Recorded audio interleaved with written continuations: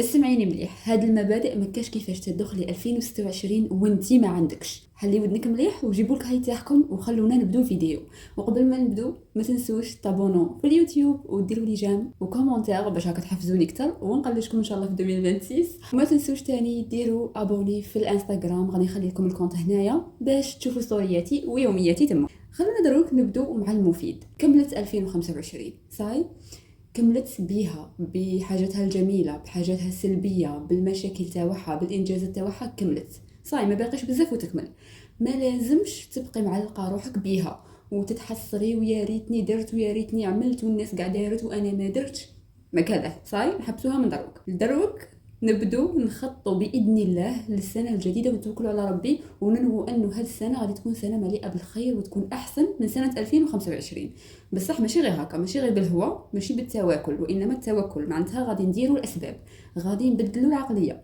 وحاجات اللي غادي نهضر لكم عليهم اليوم مهمين بزاف ولازم تحفظوهم في الشيرات. على بالي بلي كاين شحال من وحده فيكم تعرفهم بصح ما تطبقهمش في حياتها. اليوم يوم التطبيق صاي، من اليوم سموك مطبقتهم. اول حاجه غادي نبدا لكم بها هي انه دخولك ل 2026 غادي يكون باذن الله دخول بنيه التقرب من الله سبحانه وتعالى، بنيه انه تفرغي قلبك وتفرغي عقلك من هضره الناس وكيفاش راهم يشوفوا فيا وكاع هاد البلابلا. علاش راني نقول لكم هكا؟ باسكو كل ما تقربتي من ربي سبحانه وعرفتيه اكثر وخويتي قلبك من الدنيا والحب تاع الشهوات وكاع، كل ما هضره الناس ما ولاتش تاثر فيك. واش هي الحاجه اللي باغيتك تدخليها في راسك؟ انه ربي سبحانه يشوف واش كاين في قلبك هذا خصك تغسليه من الذنوب، تغسليه من الظنون، تغسليه من اي حاجه سلبيه، باش ربي سبحانه لما يشوف في قلبك يلقاه صافي، باش لما تدعي وترفعي يديك لربي سبحانه ربي يستجيب لك الدعاء تاعك. اما هضره الناس اللي ما على بالهمش اصلا هذاك القلب شافيه، فما توليش تهمك، باسكو على بالك باللي ماشي هما اللي راهم يشوفوا في قلبك، ربي سبحانه هو اللي راه يشوف، هو اللي راه عالم. باسكو كاين شحال من مره وشحال من وحده وين يصرى لها جاس الناس يظلموها فيه، يحسبوها باللي دارت هذيك العفسه باش تبين لهم عفسه واحده اخرى وهي خاطئه، هي نيتها صافيه. ربي سبحانه هو اللي يتولى النوايا، اما الناس فقلعيهم من حساباتك. هذه اول قاعده. ثاني قاعده هي اذا كنت تعيشي بدون حدود وكل شيء تقولي له اوكي، فغير عاودي راجعي حساباتك. لازم يكون عندك حدود واضحه تحفظ المساحه الشخصيه تاعك والكرامه تاعك وتحافظ على احترامك لذاتك واحترام الناس ليك. باسكو كي ما يكونش عندك حدود حتى واحد ما غادي يحترمك. لما تحطي انتي حدود واضحه لحياتك، قال انا ما نبغيش انسانه ترفد لي صوالحي بلا ما تشاورني، هذا حد من حدودي، ما يولوش الناس يتجاوزوا هذا الحد. بينما اذا سمحتي لهم مره وسمحتي لهم زوج ومن بعد عاد جيتي وقلتي لهم اني نفرض عليكم هذا الحد وانا ما نبغيش ترفد لي صوالحي، ما كاش اللي غادي تسمع بيك، ما كاش اللي غادي دير عليك. تقول لك باللي لو كان عينك كون من الاول حطيتي هذا الحد، ما كاش كيفاش ويبداو يقولوا لك تبدلتي علينا وكذا وكذا. سما لازم تحطوا حدود الشيرات. وكاين بزاف يقولوا لي يا سوسو كيفاش نحطوا حدود وما نعرفوش نحطوا حدود وما نعرفوش نقولوا لا. انا نقول لكم عندكم مشكل في تقدير الذات، عندكم مشكل في حب الذات. باسكو لو كان جيتي تحترمي روحك وتبغي روحك ما غادي تسمحي لحتى انسان انه يتجاوز الحد تاعه معك، وما غاديش تجيك صعيبه انه تقولي لا لانسان ربما يحاول يتجاوز المساحه تاعك الشخصيه، بخاطر تكوني باغيه ترتاحي وحدك ويجي انسان يضايقك يعني بطريقه غير مباشره، تقولي له لا من فضلك انا باغي نريح، ولا تقولي لها انا باغي نريح. ماشي تروحي تفورسي روحك تقولي لا لنفسك وتقولي لهم هما واه. ديري في بالك انه كل نعم تقوليها للناس وانت ماكش باغيه هي لا لنفسك. شغلك تقولي لروحك ما نريحش، ما نستاهلش نريح، وهكا عقلك يقراها. ثم عاودي راجعي حساباتك وعاودي اكتبي في ورقه شنو نبغي وشنو ما نبغيش الناس يديروا لي. وهذه النقطة راهي مرتبطة بزاف مع النقطة اللي جاية موراها، اللي هي انه يا عزيزتي ما تعطيش فرصة ثانية الانسان اذاك بكل ارادة وبكل قصد من المرة الاولى. راني شفتكم على بالي ويجوا يحكوا لي بزاف بنات، وفي الانتوراج تاعي بزاف بنات هكا تجي تقول لي فوالا هذا الانسان مثلا جا خطبني وقعدت معاه ومن بعد دار لي جيست. المشكله سمعوني مليح، هذاك الجيست اللي داره لها جيست لا يغتفر. ما كاش انسان تبغي روحها وتحترم روحها تقبلها على روحها، يعني بكل اختصار هذيك الريد فلاج، هذيك علامه حمراء ضخمه. بصح هي سمحت له وخلاته يكمل في الاذيه تاعه وقالت معليش دوك يتبدل.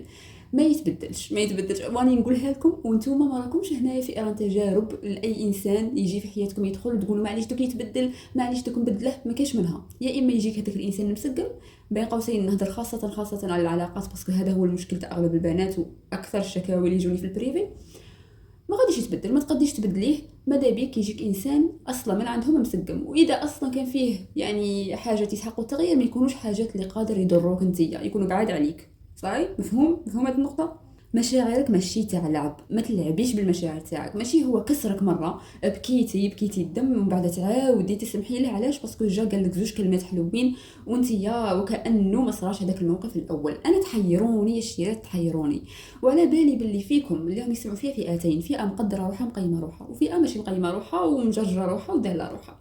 الفئه الاولى اللي مقيمه روحها هذه راهي كي واحد يدير لها جاست سي بون، يدير لها جاست ضرها ما تزيدش تدور به، واذا في حال عطاته فرصه وعاود الجاست تبلوكي من حياتها. الفئه الثانيه اللي هي فئه المدلوله، نقولها لكم بكل صريح العباره هكا، مدلوله بمعنى الكلمه، هي الانسان يضرها تعطيه فرصه، يعاود يجي يجري موراها، تعاود تسمح له، يعاود يضرها، تعاود تسمح له، وهي رايحه وهي قلبها يتفتت كل خطره. كاين شغل ما سامعاش كاع بحياتها، ما سامعاش بروحها. المهم هو تحت ما باليش هو الشاهد. المهم هذه الفئه الثانيه المدلوله، خدمي على روحك يا عزيزتي، لانه غادي تدمري حياتك. و2026 اذا دخلتي لها بهذه العقليه غادي تزيدي تخسري عام واحد اخر من حياتك وانتي محطمه. ما تقديش ما تشوفي جوانب اخرى من حياتك، ما تقديش ما تروحي ديري سبور، ما تقديش ما تروحي شغل تولي معلقه غير بهذاك الانسان وقلبك معلق به، و ميم طون ربي ما يوليش كاين في قلبك، وبالتالي انتكاسه وضنك ومعيشه ضنكه. واش نفهموا من هاد الهضره؟ قاعده كتبيها عندك، شوفي الحاجات بعقلك ماشي بقلبك، شوفيها كيما راهي في الواقع. علامه حمراء تساوي برا من حياتي. ما خصناش ناس يعاملونا بوقاحه، ماشي انتيا انسانه تعبت على روحها. وخاصه ينهضر على البنات اللي يتعبوا على رواحهم وتروح عندها اهداف، عندها طموحات، وتتعب على روحها وتدير تدوين وتدير وكذا وتدخل دورات، من بعد في التالي تدخل لحياتها انسان غارق في الطين ويغرقها معاه. حرام عليك، في حق نفسك حرام عليك، هاني قلت لك. وهنا غادي نعطيكم واحد السر. شوفوا هذا ماشي غير سر، هذا لو كان تفهميه بزاف صوالح في حياتك غادي يتبدلوا. شحال من وحده فيكم يصراو لها مواقف اللي يضروها، سواء في علاقاتها مع الناس عموما، مع صديقاتها، مع مثلا اللي يدخلوا لحياتها من الرجال وكاع. يعني نهضر في اطار شرعي بيان سور جماعه، ما كان له تفسروها بطريقه خاطئه. دائما يصرى لها موقف ويتكرر، موقف يضرها دائما، هذاك الموقف يعاود يتكرر في حياتها. تقول لك علاه انا ما عنديش الزهر، علاه الصحبه اللي نديرها تخدعني، ولا مثلا علاه الراجل اللي يدخل حياتي يخدعني وكذا. عندها نفس الموقف يتكرر في حياتها دائما. فهنايا شوفي هذا درس ربي سبحانه باغي يعلمه لك. عارفي هنا بلي المشكل ماهوش في الناس اللي تدخل في حياتك، المشكل الاكبر راه في انه انت راكي ديري غلطه وراكي تعاودي فيها بدون وعي منك. ولازم تفهمي هذا الدرس، باسكو اذا ما فهمتيش هذا الدرس غادي يبقى يتكرر معاك ويتكرر حتى تاكلي الصفعه تاع بصح وتطيحي وتعاودي تنوضي موراها وتفهمي باللي ها فوالا الغلطه اللي كنت ندير فيها.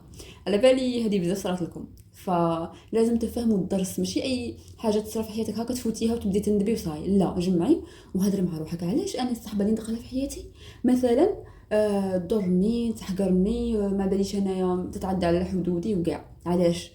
مثلا ربما انت راكي تسمحي لها بزياده، ماكش حاطه حدود كافيه. ربما انت السلوك تاعك معاها راه يدل على انه انت انسانه ضعيفه الشخصيه وهي تشوفك ضعيفه الشخصيه، وبالتالي تحقرك وتظلمك وكذا وكذا.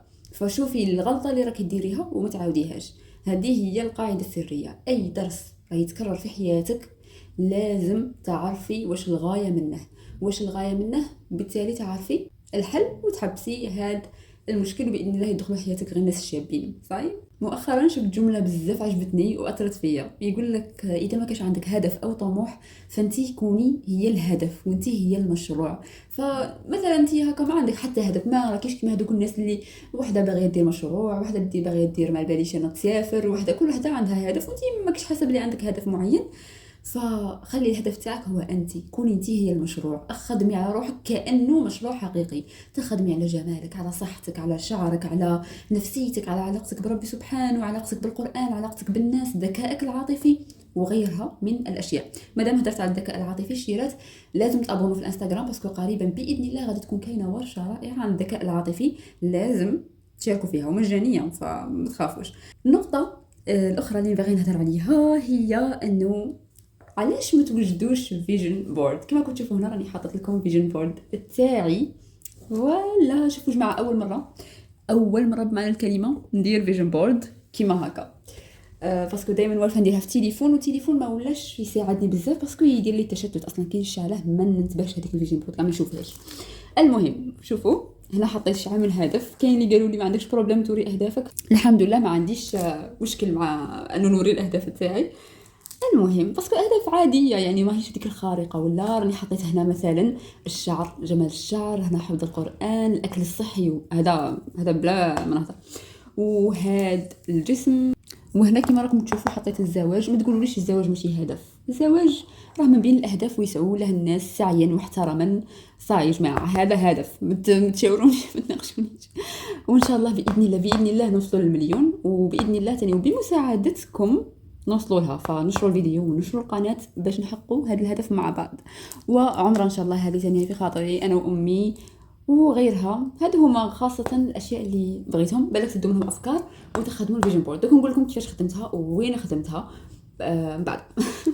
اخر نقطه غادي نهضر لكم عليها وما لازمش تدخلوا 2026 بلا بها، بليز اللي هي التدوين. يا حبيباتي مهما هضرت لكم على التدوين، مهما هضرت وعاودت، ما غاديش نكفيه حقه. ولو كان نوري لكم لي بلانر واللي يعرفوني من بكري على بالهم شحال من بلانر عندي، وكل عام ندير بلانر جديد. وهذا البلانر تاع هذا العام شوفوا لي كي داير، حنبوكم جامي شريت بلانر كيما هكا باسكو دائما نشري واحد في البينك، واحد تاع انوثه وكاع تعرفوني. هاد المره ديسيديت انه نبدل العقليه ونجيب واحد كيما هكا باسكو ديجا راه عندي اهداف ماديه باذن الله. وتاني فكرني بزاف بالجانب القوي من شخصيتي. دائما كشغل كنت نشوف الغوز نجيني من الجانب الناعم في حياتي، بصح هذا خلاني نشوف الجانب القوي في شخصيتي ويذكرني بالقوه. حبيته بزاف وما شفتش كيف على بالكم. واو This is something amazing. وفيه لي ستيكر هادو غنيين عن التعريف. انا نموت على هاد الصفحه كيوت. فيه يا جماعه كل ما تحتاجينه، خاصه اللي ما تعرفش تدون، اللي ما تعرفش تكتب. فيه كل شيء، هما يقيدوك و ميم طون يعطوك بلايص تكتبي فيهم فارغين، وفيه وين تلوني المهم حاجه وصاي. حاجه خرافيه. موالفه نشري وحدين فارغين بصح هذا حبيت. هنا تكتبي الاهداف تاعك، فيه بزاف صوالح. ما نقدش نوريكم كل شيء باسكو غادي يجيني فيديو طويل. المهم هذا انا ديته من عند صفحه ماي جالاكسي، الصفحه الرائعه اللي خدمت لي تاني هاد الفيجن بورد. شوفوا الاتقان خدمته لي. تبغوا تخدمها لكم في كادر ولا تبغوا تخدمها لكم كما تبغوا. انا علاش بغيت نخدم عندها باسكو نحشم صراحه نروح عند سيبال نقول لها امبريمي لي انا دايره لا فوتو كيما هذه. ضروري انه شيره ديرها لي نحشم. هذه هي اصلا نورمالمون ما جاياش. فخدمته لي وباتقان ما شاء الله، وخدمتها كاع متقونه. وزيد ما عندهاش غير هذا البلانر تاع بالنمري. عندها دي بلانر واحد اخرين، وهذه الحاجه اللي حبيتها عندها. عندك لو شوا مثلا تدخلي تلقي بلانر كيما هذا، تلقي واحد اللي في البينك تاع الانوثه، واحد اخر في البرغاندي، يعني على حساب شخصيتك انت. كي تشوفيه غادي تحسي بلي هذا اللي راني باغي نديه. انا كي شفت هذا حسيت بلي هذا اللي راني باغي نديه، وبالتالي ديتها. غادي نخلي لكم هنايا الانستغرام تاعها، روحوا شوفوها وقولوا لها جينات من عند سوسو باش تتهلا فيكم باسكو لي بري تاعها امباطابل. وان بليس دو سا تعطيكم حاجات كيوتين معاه كيما هذا الستيلو، كيما بزاف صوالح كيما هذه فاصل تاع الكتب. فما تراطوش الفرصه. نعاود نولي لكم للنقطه الرئيسيه تاع التدوين. الشيرات مهما نقول عليه ومهما غادي نقول عليه ما غاديش نكفيه. يعاونك تكتشفي مشاعرك، تعبري عليها بحريه، تعرفي قيمه حياتك، تعرفي قيمه ايامك، تحمدي ربي وتكتبي الحاجات اللي راهم في حياتك مفرحينك، تكتبي وعود لنفسك. المهم غادي يكون عنده فائده باذن الله، تقلع لك التوتر والقلق، يخليك تحبي نفسك اكثر وتتعرفي عليها اكثر. هذه ركزوا لي عليها. وراه كاين بزاف، شوفوا في الانستغرام، في اليوتيوب، في بينترست، تلقوا بزاف بنات دايرين دي موديل هكا تاع اسئله اللي تعاوني روحك بهم اذا كنتي ما تعرفيش تكتشفي نفسك عن طريق التدوين. وهذا ثاني راه فيه شغل دي جيد يعاونكم بزاف ان شاء الله. وثاني كتابي تاع كوني طبيبتك النفسيه باذن الله نخمم نديرها لكم، ماشي فيرسيون بي دي اف، نخمم عفوا نديرها لكم فيرسيون كيما هكا يعني ملموسه ان شاء الله باش يعاونكم. ما عليكم غير تخدموا على رواحكم. 2026 راهي على الابواب. اكتبوا واشكم باغيين، الاهداف تاعكم، وجدوا الفيجن بورد تاعكم، استثمروا في ذواتكم. وكما هذا الكاي وكما هذه الفيجن بورد، يا ربي تستثمري في روحك 200,000 ولا 190,000 وراكي استثمرتي في عام كومبلي مخطط له يقعد لك عام، وانتي تخدمي بيه وتكتشفي روحك بيه وتفرحي بروحك من بعد من تولي تقري واش كتبتي من قبل ومشاعرك وكاع. فشعور لا يوصف. هذا كان الفيديو تاع اليوم. ما تنسوش تنشروه، ما تنسوش تقولوا لي رايكم في لي كومونتير، واي حاجه راكم باغيين نهضر عليها في الفيديوهات القادمه. نشوفكم ان شاء الله في فيديو الجايين، ومع السلامه.